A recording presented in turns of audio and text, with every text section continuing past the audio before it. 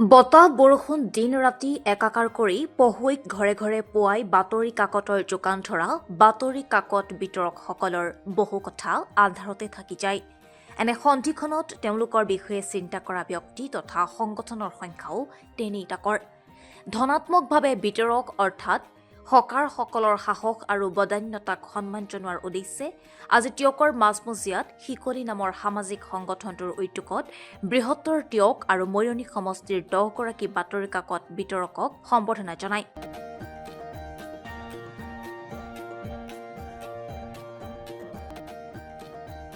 নৱপ্ৰজন্মৰ কবি কাব্যশ্ৰী দত্তই উদীয়মান কবি অৰূপজ্যোতি হাজৰিকাৰ কবিতা এজন হকাৰৰ আত্মকথা কবিতাৰে কাৰ্যসূচী শুভাৰম্ভ কৰে।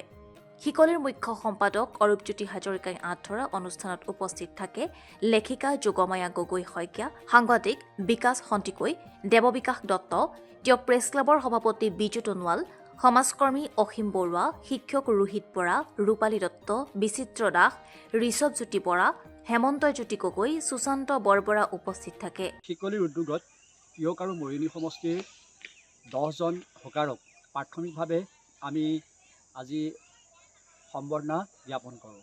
আচলতে যিকেইজন ব্যক্তিয়ে ৰাতিপুৱাই জ্ঞানৰ পোহৰ বিলায়, যিকেইজন ব্যক্তিয়ে বহুত তিতা কেহা জ্বলা অভিজ্ঞতা লৈ একোখন পেপাৰেই হওক আলোচনী হওক প্ৰত্যেক ঘৰে ঘৰে পুৱাৰ চাহ কাপৰ জুতি প্ৰদান কৰে, সেইসকলক আমি শিকলিয়ে সম্বৰ্ধনা জনাবলৈ পাই সঁচাকৈ আনন্দিত হৈছোঁ।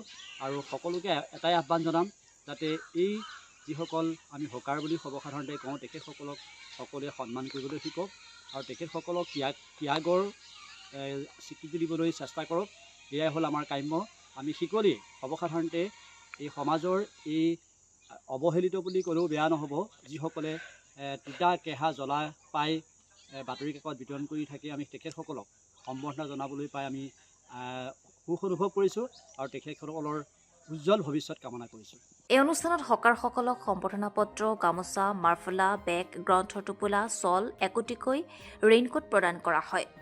সম্বৰ্ধনা জনোৱা 10 গৰাকী বাতৰি কাকত বিতৰক হ'ল নুমল বৰা, পবিত্ৰ শইকীয়া, দীপেন বৰা, নিৰ্মল কলিতা, সুনীল মাঝি, দিগন্ত বৰা, বুলবুল চুতীয়া, নেত্ৰ শইকীয়া, মিতুল শৰ্মা আৰু একমাত্ৰ মহিলা হকাৰ ৰবীনা মিধা। শিকলিৰ এই কাৰ্যসূচীক টিয়কৰ বিভিন্ন অনুষ্ঠান প্ৰতিষ্ঠানে এতিয়া আদৰণি জনাইছে। 20 বছৰ হ'ল আমি এইটো কাৰবাৰ কৰি থকা অৱস্থাত আজি আমি যেনেকুৱা পাব লাগিছিলে তেনেকুৱা আজি শিকলি আমাৰ অন্তৰত মানে এটা উজ্জ্বল আনিছে।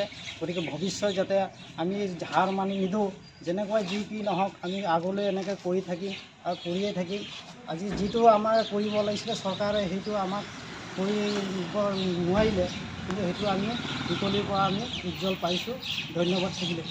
News desk report, the hills time news paper digital.